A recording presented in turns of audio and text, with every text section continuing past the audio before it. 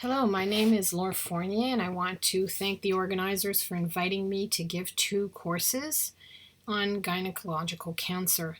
I am here as the representative of ESOI, the European Society of Oncologic Imaging. I work in Paris in an academic hospital.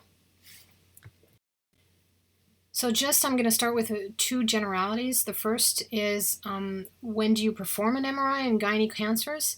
So there are actually 2 very different circumstances. If you're looking at an ovarian or a myometrial mass, then the point of the MRI will be characterization and the actual diagnosis of whether it's a benign or a malignant mass. Whereas for endometrial and cervical staging cancer, which I'm going to talk about now, the purpose of the MRI is staging, which actually means that you will already know that the patient has a cancer before you perform the MRI. I will go through the MRI technique. First, there is an important preparation. So we give a rectal enema to all our patients right before the examination. The point of that is to get rid of air artifacts. And I must admit that it is actually not completely necessary if you have a 1.5 Tesla MRI, but if you have a 3T, then you definitely want to do it because it will really be a problem, particularly on the diffusion-weighted images. We give them all antispasmodic drugs, so if you can use butylscopolamine, then that's great. We can't in France, so we use glucagon. You can give it IV or IM, and this will allow you to get rid of the bowel movement artifacts. And the last aspect is a bit harder to get right. It's to have a moderately full bladder. So the way we do it is we ask the ladies to empty their bladder about 1 hour prior to the examination. Since we ask them to come 1 hour ahead, we tell them to do it just when they get there. This is to try to get the uterus in a more favorable position. There are sequences that you will perform in every single pelvic MRI, which are sagittal T2 weighted images because it will allow you to analyze uterus anatomy. Axial transverse T2 as well. What's very important is that you perform this going up to the renal hilum. And the point of this is to look at all the lymph nodes where tumors can disseminate, and lymph node dissection going up to the renal hilum. It's important that you explore up to there. So as I said, this will allow you to see the lymph nodes. This will allow you to see the ureters, which will be particularly important, cervical cancer, and to also see the ovaries, which sometimes are actually quite high. You will perform axial T1 with and without fat suppression. You can also use a Dixon sequence. This is mainly for the ovaries and to look for fatty or hemorrhage, fatty content or hemorrhage. And the last important sequence is axial diffusion-weighted imaging, and this is really indispensable. You absolutely have to do this sequence. It will help you for tumor detection, and in the ovaries, it will help you for characterization. And then there will be specific sequences that you will perform only for certain indications, an axial perfusion-weighted imaging, which I will talk about in the next course, and for the cancers we're going to talk about right now, sequences that are perpendicular to the axis of either the cervix or the uterus corpus to allow you to see respectively the parameters and the myometrium. So let's start with endometrial cancer. As you probably know, it's the first gynecological cancer, at least in industrialized countries, and it's the cancer of a rather older woman. The median age of discovery will be over 60 years. And I guess the positive thing in a way is that it is symptomatic at an early stage because it will give postmenopausal bleeding. So that makes it a cancer that is rather a good prognosis. When there is bleeding, then, as I said, it is not an MRI you perform. You will actually perform an ultrasound, and if it shows an endometrial thickening of more than 5 millimeters in a postmenopausal woman, then it is actually suspicious of cancer. In this case, on this image, of course, it is actually a mass that you're seeing here, so you're rather more confident in that diagnosis. But the point is that you will send these patients to hysteroscopy, and on hysteroscopy, they will both see the tumor and especially biopsy it. These biopsy will allow you to determine both the histological type and also the grade of the cancer, which is quite important in therapeutic management. There are type 1 tumors, which are endometrioid carcinomas, and they're largely the most frequent ones, at least 90% of them, and they will be graded from 1 to 3. All the other carcinomas that you can diagnose in endometrial cancer are type 2s. The most frequent are serous papillary carcinoma, clear cell carcinoma, and carcinosarcoma. What you have to know is that biopsies can underestimate either the type, because sometimes they're associated, or the grade of the cancer in about 1 out of 6 cases. But the important thing is that all type 2 cancers and grade 3 type 1 cancers are actually more aggressive. And what does that mean? That means that there's a higher likelihood of dissemination at time of diagnosis, and particularly lymph node dissemination. Of course, this will also indicate a higher rate of recurrence. That means that your therapeutic management will also have to be a bit more aggressive. Gynae cancers are not classified using the TNM, but rather the FIGO classification, which is developed to reflect prognosis. And in endometrial cancer, it is based on the final surgical and histological evaluation. So you will actually have the definitive FIGO stage at the end of the treatment. Just very briefly, because I will show you examples of the most prominent features for a radiologist, but basically, the FIGO 1 stage will be a tumor that is limited to the corpus uterus, and we will determine whether it invades more than 50% of the myometrial depth or not.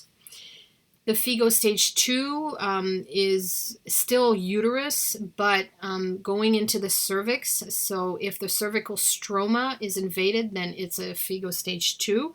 It's important not to be sure that the stroma is really invaded and it's not just tumor that is in the lumen. Stage 3 goes outside the uterus, so beyond the serosa or into the annexa, down to the vagina, for example. Or there's a lymph node extension, so whether pelvic or para-aortic. And then FIGO stage 4 are lesions that extend either to the pelvic organs that are adjacent to the uterus, so bladder or rectum, and these have to be proven by biopsy, or to lymph nodes outside the normal dissemination. So it can be inguinal, it can be suprarenal lymph nodes, and of course it can be peritoneal metastasis or distant metastasis. As I said, usually the tumors are diagnosed at an early stage, so you rarely see FIGO 4 tumors. The therapeutic management is always surgical. What will that mean? That means there's a total hysterectomy with bilateral salpingo-oophorectomy. And what will be important, and the reason that imaging is so important, is to decide whether a lymph node dissection, pelvic and para-aortic, is performed. And you don't want to perform it in all the patients, because it is actually the source of complications. So the idea behind this is to have a pre-surgical estimation of the risk of dissemination and recurrence, and therefore decide which patients should have that lymph node dissection. So what we know is that those prognostic factors will depend on the histological type and the tumor grade, will depend on myometrial and cervical stroma invasion, on lymphovascular invasion, and of course on the fact that the lymph nodes are invaded, and in that case whether we do see abnormal lymph nodes. And so I have delineated here with little pink boxes the important items that you must describe on your MRI, because once again this will tell the surgeon that he or she must perform a lymph node dissection. This is the prognostic classification of endometrial cancer according to ESMO, and which is used to determine whether lymph node dissection is performed. When tumors have a low risk of recurrence, so basically they're 1A, that means they're limited to the corpus uterus and they do not invade more than 50% of myometrial depth. The histological type it's a type 1 tumor and the grade is low, then there will be no lymph node dissection. If it's intermediate, and basically will be intermediate if it's still a type 1 tumor, but it will either have a high grade, a grade 3, or it will invade more than 50% of the myometrial depth, then that's, well, the kind of gray part where you have to decide, and other factors will come into play to decide whether the lymph node dissection occurs or not. And then there are the high-risk patients, and they are either high risk because they are a type 2 tumor, or they are high risk because there is also already dissemination, at least a FIGO2, that means at least cervical stroma. So you see, for these last patients, lymph node dissection will always be performed. The point is that your FIGO classification, your final FIGO classification, as I said, will only occur after surgery. But the thing is, you would like to know before surgery whether you should perform that dissection, and that's why that's where MRI comes in. That we try to predict before surgery what the final FIGO classification will be. Is MRI good at these different criteria? Well, it's actually pretty good. The accuracy is estimated about 80% for myometrial invasion, 90% for cervical stroma invasion, and detection of lymph nodes are over 90%. And that's why MRI is recommended, for example, by the European Society of Urogenital Radiology as the examination that should be performed before surgery.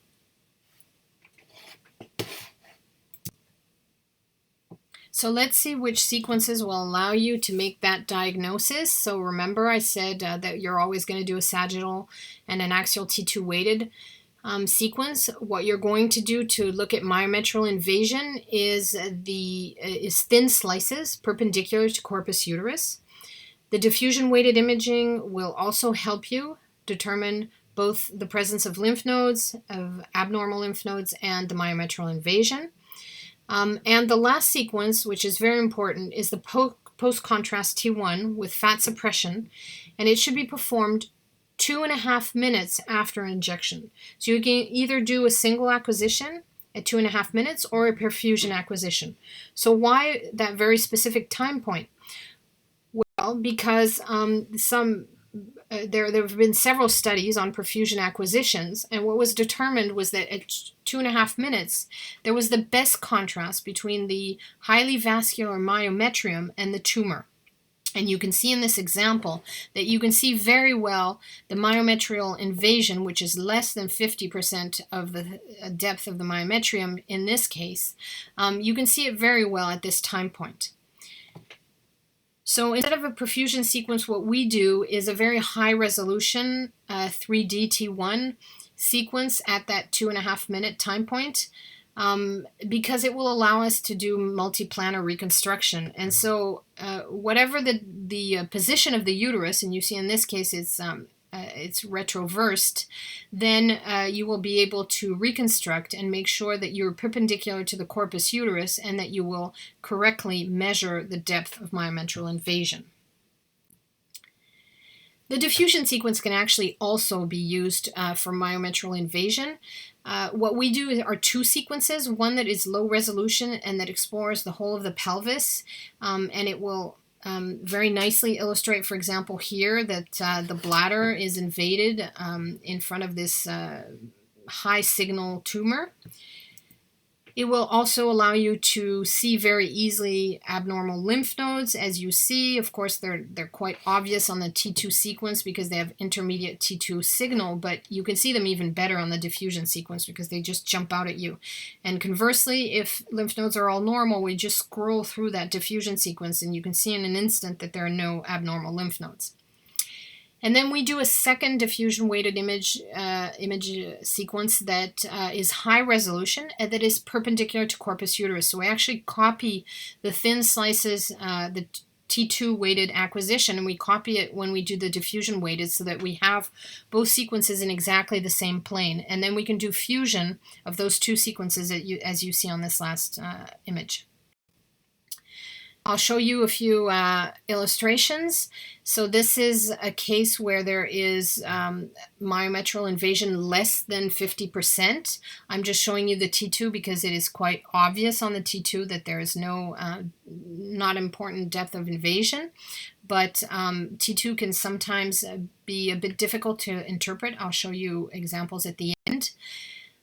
This is a case where you see that there is more than 50%, so how would you measure this? I suggest not to measure it on the T2, as I said, but on this post-injection acquisition. And what you will do is measure the thickness where it is the smallest, and then compare it to what is considered as normal thickness next to it. But sometimes, as I said, it's hard, and particularly on the T2 weighted sequence, but it can be rendered even harder when there are abnormal uterus, like an arcuate uterus in this case. It is complicated when it extends into the uterine horns, as is the case here, because in the horns the myometrium becomes very thin, and in that case it's hard to tell when a normal myometrium is just 2 millimeters. It's hard to tell if it really is more or less than 50%, and it's hard when when the rest of the myometrium is actually not quite normal. For example, when there's adenomyosis or fibroids. This is an example of cervical stroma invasion. I'm sorry, my arrow showed up too early. So at the top is actually a case where you see the lesion go down into the cervix, but you're not quite sure that it invades the thickness, and you have to be careful because, once again, it can just be inside the lumen, a kind of polypoid extension. And so the diffusion sequence will eventually help you as well. I'm showing you different examples. This is a case where we did a sagittal diffusion weighted sequence. We actually don't do it sagittal anymore, but see, this allowed you to show that you were quite sure that there was a cervical stroma invasion. And this is the fusion, which is really nice. As I said, stage 3Cs are stages where the lymph nodes are abnormal. This is the case that I showed you earlier. This is a case where you see a very large para-aortic lymph node, and these, of course, are very important to signify in your report. And then maybe the final thing I want to say about endometrial cancer is that communication is really important. Why? Because you should know ahead of time the histological type and grade before you do your MRI. Because basically, if it's a type 2 or a grade 3, then myometrial invasion will not change surgical management because there's an indication for lymph node dissection. So you don't have to worry so much about that myometrial invasion, but you will, of course, want to try to grade it and predict the FIGO stage. And conversely, the radiologist must communicate to the surgeon his degree of confidence. So when you are absolutely sure that the lymph nodes are abnormal, such as in the cases I showed, then it is very important to say that you're absolutely sure. When lymph nodes are just barely significant, then you should also say that you are not absolutely sure that there is lymph node invasion. So basically, it is, of course, very important to communicate, but I guess this is true in every single case. So in conclusion, for endometrial cancer, MRI does not determine final FIGO classification. You will see that this is different in the cervix, but it is important to predict before surgery whether to kind of make an estimation of the FIGO classification. And remember, the important points will be myometrium, cervical stroma, and lymph nodes. And which sequences are important? Well, the post-contrast sequences, or eventually the fusion of high-resolution diffusion and T2 sequences for the myometrial invasion. Now let's go to cervical cancer. This is a different cancer, actually, because even though it is not quite as frequent, at least in our countries, it is actually a much higher cause of death worldwide, and this is because there is an important pandemic, actually, so it's kind of strange to use that word, but there is a pandemic in the infection with the papillomavirus, HPV. And you know that HPV is largely responsible for cervical cancer, which leads to a lot of screening screening programs, though of course they do not exist everywhere. You also know that this cancer occurs in rather younger women, since the median age at diagnosis will be 45 years. Most of these cancers are squamous cell carcinomas, and the prognosis will depend on tumor volume and dissemination. A diagnosis, as usual, I should say. What you can see here is that if you detect them early, then there is a very good 5-year survival. Of course, if you detect it late, then it will be much worse prognosis, and that is all the point of the screening program, since the point is to detect these cancers early. The FIGO classification, well, it's sort of similar to the endometrial cancer. Stage 1s are limited to cervix. Stage 2 are extended beyond the uterus, but it does not extend to the lower third of the vagina or the pelvic wall. Stage 3 involve these anatomical locations, so lower third of the vagina or the pelvic wall. Stage 3 will also be if you have hydronephrosis or a non-functioning kidney, so basically the ureters are involved, and lymph nodes. So remember, stage 3 were also, abnormal lymph nodes were also stage 3 in endometrial cancer. The last stage is extrapelvic dissemination or involvement of bladder or rectum, which is similar to endometrial carcinoma. What I want to say is, and what's important to understand, is that as in most squamous cell carcinoma, you can either treat them with surgery or with chemoradiation. And so the whole point of the imaging will be to stratify patients and know which ones get surgery and which ones get chemoradiation. So when do you not perform surgery? Well, you don't if the size is too big. So if it's more than 4 centimeters, if there's perimetrial involvement, if there's involvement of the lower third of the vagina, of the pelvic wall, or a spread to adjacent pelvic organs. Okay, so in all of those cases, you will not perform surgery. So basically, I've just underlined the items that should be in the MRI report. So what will happen with this FIGO classification is that it will be determined on pathology if surgery is performed. But if there is no surgery and there's only chemoradiation, then imaging will give the final FIGO classification. And what kind of imaging? Well, mostly MRI. And if MRI does not answer completely, particularly for the lymph nodes, then you will perform a PET-CT. So in the end, you will have a little r if the nodal dissemination is determined only on imaging, and a little p if it's on pathology. So basically, if tumors are early stage, they will have surgery. In that case, there will be a pelvic lymph node dissection, and if that dissection is negative, then it will be completed by total hysterectomy only. If it is positive, then there will be, of course, total hysterectomy, but also para-aortic lymph node dissection. If it is a later stage, then the indication will be to chemoradiation, and imaging will be very important if to look at particularly at the lymph nodes. If the lymph nodes are negative on imaging, then on both MRI and PET, then there will be a diagnostic para-aortic lymph node dissection.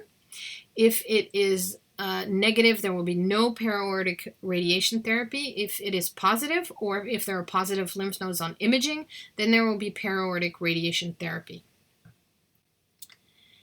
For the MR acquisition protocol, same T2 weighted sagittal and axial image sequences, and then there will be thin slices perpendicular to the cervix, the point being to diagnose whether parameters are invaded.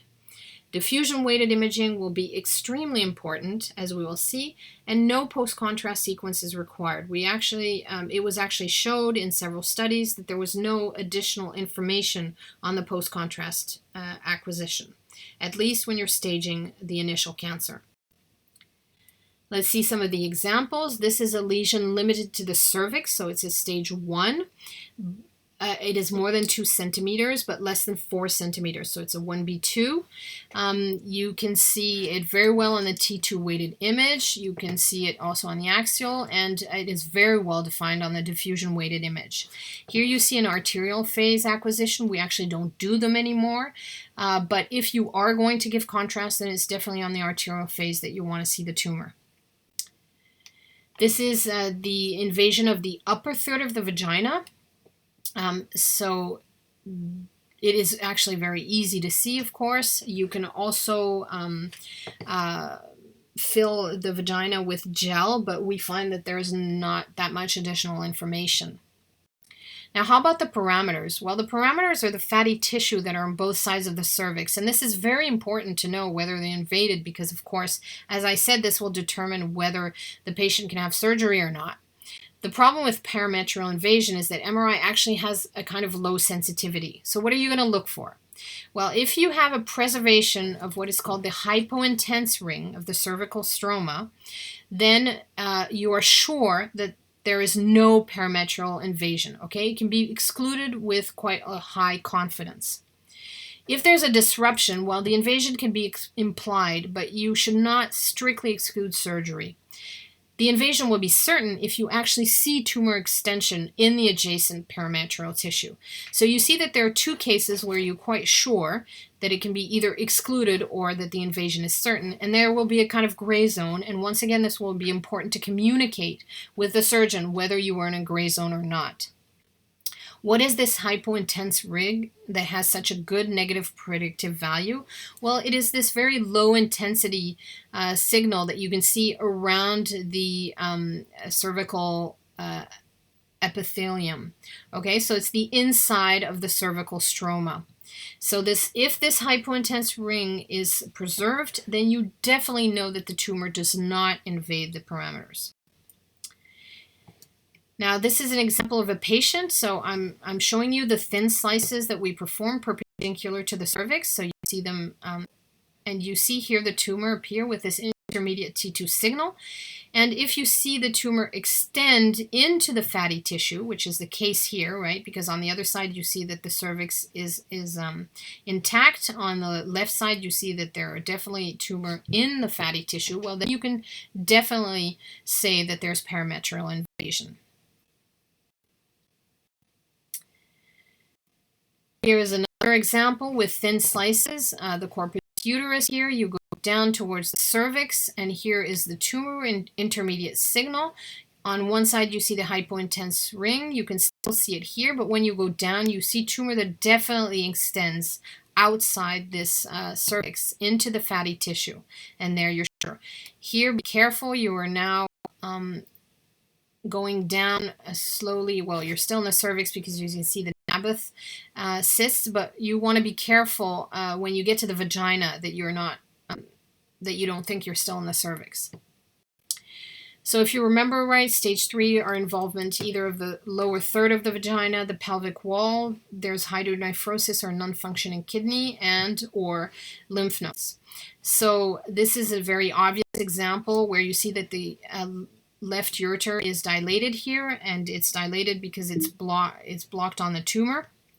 And so with this hydronephrosis, you can stage this patient as a stage 3. You sometimes have non-functioning kidneys, and you might actually discover, which was the case in this patient, we discovered the cervical cancer because she had lumbar pain, and you find the dilation of the renal cavities. This is an example of the invasion of the lower third of the vagina. So this is the total vagina, and of course, obviously the lower third here is invaded. You can actually see it go to the vulva. This is the transverse slice. And this is a case of pelvic wall invasion where the tumor just obviously goes to the iliac bone, so it's very obviously a pelvic wall. It's sometimes a bit harder, but basically you consider that if it goes beyond the limit of the iliac vessels, then you have an invasion of the pelvic wall. These are examples of lymph nodes here in the pelvis, and here in aortic lymph nodes. And then stage 4, of course, is when it extends either to the other pelvic organs or outside the pelvis. What's important for stage 4s is that you will it has to be biopsy proven. The loss of the fatty interface is not sufficient. And one important element is how wide is the extension to the bladder mucosa, and just in case you could envision surgery. You also have to know that there's a high risk of fistula when there is a bladder or rectal invasion after chemoradiation. So that's definitely something you want to state in your report. So this is an example of very big cervical cancer. You see that both ureters are dilated. And when you look, you can see that there is an obvious invasion of the rectal wall here. The bladder wall is a lot harder to diagnose. Here you sort of start wondering if it is invaded or not. And here you can see an irregularity, which is very much in favor of the invasion of the bladder wall. The last thing I want to say about cervical cancer is that you use imaging also post-treatment. This is an example of complete response after chemoradiation. The patient, this is actually sagittal T2 with fat suppression that we used to do quite a while ago, but a very big tumor here with a complete response. Here, the transverse image with the big tumor and complete response. Sometimes you have this kind of fibrosis that occurs after the chemoradiation. This is an example of incomplete response. You see a very large tumor that extends in the parameters here. And after chemoradiation, even though the tumor has decreased in size, and it has actually not completely disappeared. And these patients are the hardest ones to treat because you don't really know what to do with them. This is imaging post-hysterectomy. So you're going to have only the vagina left. You see here a transverse image here on the sagittal image, and what you're going to look for is signal abnormalities. This is an example of a patient that had a recurrence on the right part of her vagina. You see it on T2, but it's actually very nicely depicted on the diffusion weighted image. And then, of course, a possible localization of recurrence is nodal recurrence, and we actually almost missed this lymph node, para-aortic lymph node here. Well, actually, it's an iliac lymph node, sorry. But we actually picked it up on the diffusion weighted sequence. So I just can't insist enough on the fact that these diffusion images are very important. So in conclusion, for cervical cancer, MRI is used to determine FIGO stage, and if patients are never operated on, then only MRI and possibly PET will determine the patient's prognosis and therapeutic management. So it's extremely important to perform this correctly. The crucial information for treatment strategy will be the largest size, the vagina, the extent to the lower third of the vagina, the extent to parameters, and whether lymph nodes are invaded or not. And once again, super important, the diffusion sequences that you absolutely have to perform. No IV contrast is necessary for initial staging. So thank you very much for your attention, and I will answer any of your questions at the end of this course.